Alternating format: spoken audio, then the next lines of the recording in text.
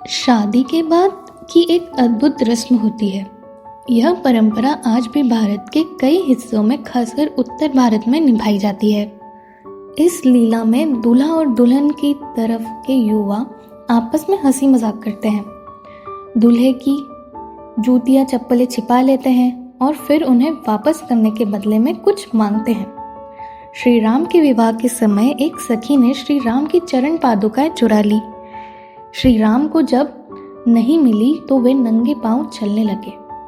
जब सब लोग बाहर एकत्र हुए, श्री राम, भरत, लक्ष्मण, शत्रुघ्न और सीता अपनी सखियों के साथ, तब सखी ने श्री राम की पादुकाएं एक मेज पर रख दी और ऊपर लाल कपड़ा व फूलों से ढककर कहा, ये माँ दुर्गा है, प्रणाम कीजिए। श्री राम जैसे ही प्रणाम करने झुके, भरत ने तुरंत समझ लिया और उनका हाथ पकड़ लिया। नहीं भैया, ऐसा मत कीजिए। तभी सभी भाइयों ने भरत की सराहना की। आज तुमने हमारे कुल की रक्षा की है, भविष्य में हम भी तुम्हारी रक्षा करेंगे। श्री राम शांत रहे। लक्ष्मण को चुप्पी अच्छी नहीं लगी।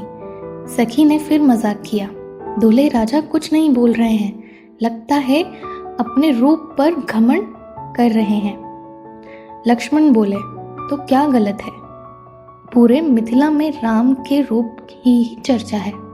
एक सखी बोली, वो तो सांवले हैं, अगर हमारे सीता जी की आभा न होती तो कोई देख ही नहीं पाता उन्हें। लक्ष्मण बोले, तो धनुष किसने तोड़ा? वो भी सीता की महिमा थी। एक सखी बोली, हाँ, सीता माता ने गौरी माँ से प्रार्थना की थी, तब जाकर धनुष टूटा।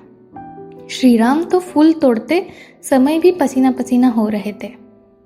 लक्ष्मण हंसते हुए बोले, तो फिर एक बात बताओ, अहिल्या का उद्धार भी सीता जी की महिमा थी। सखी बोली, जब तक श्री राम मिथिला नहीं आए थे, उन्होंने किसी पत्थर को छुआ तक नहीं। यही तो हमारे मिथिला की शक्ति है।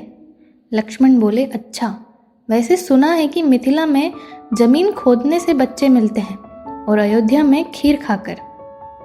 सभी हंसते हैं और कोमल संगीत चलने लगता है। अब बारी थी विदाई की, पर जनक जी बिल्कुल भी तैयार नहीं थे। जैसे ही बारात जाने को हुई, कुछ न कुछ बहाना आ जाता। अशुभ मुहूर्त, कोई शगुन नहीं हुआ। 4 दिन, फिर 1 हफ्ता, फिर 1 महीने तक बारात को रोक लिया गया। आखिरकार दशरथ जी ने विश्वामित्र से प्रार्थना की, गुरुदेव कृपया जनक जी को समझाइए, मुझे राजकार्य भी देखना है। अब जनक जी ने विदाई की तैयारी की, लेकिन उनके मन में एक अलग ही भाव था। मैं पूर्ण विरक्त हूँ, लेकिन जब बात मेरी बेटी सीता की आती है तो मैं भी कमजोर पड़ जाता हूँ। उन्होंने सीता को गले लगाया और फूट फूट कर रो पड़े। जानकी, तुम ज्ञान की मर्यादा हो, आज तुमसे बिछड़कर कठिनाई हो रही है। सुनैना माता ने भी अपनी बेटी को धर्म और कर्तव्य की सीख दी। बेटी, अब तुम्हारा घर वही है, तुम हर स्थिति में अपने धर्म का पालन करना। और फिर आंसुओं के बीच सखियों के साथ उर्मिला, मांडवी, श्रुति सबने मिलकर सीता को विदाई दी। अयोध्या पहुंचने पर तीनों रानियां अपने बेटे और बहुओं को देखकर अत्यंत प्रसन्न हुई। पूरे अवध में एक भव्य उत्सव मनाया गया। अब विश्वामित्र जी ने दशरथ से कहा, मेरा कार्य पूर्ण हुआ, अब मुझे चलना होगा। एक साधु को प्रवाह में रहना चाहिए, जैसे बहता जल और घूमता योगी। मैं रुकूंगा नहीं, कभी बंधूंगा नहीं। हर नगर, हर ग्राम में भगवान की महिमा गाऊंगा, जैसे नारद मुनि। और इस तरह विश्वामित्र वहां से विदा हुए। सब कुछ शांत और सुंदर हो गया। तो प्यारे दोस्तों, कैसी लगी आपको ये जूता चुराई की कथा? अगर आपके मन को शांति मिली तो इस वीडियो को शेयर कीजिए और चैनल सोल बामर्स को सब्सक्राइब कीजिए।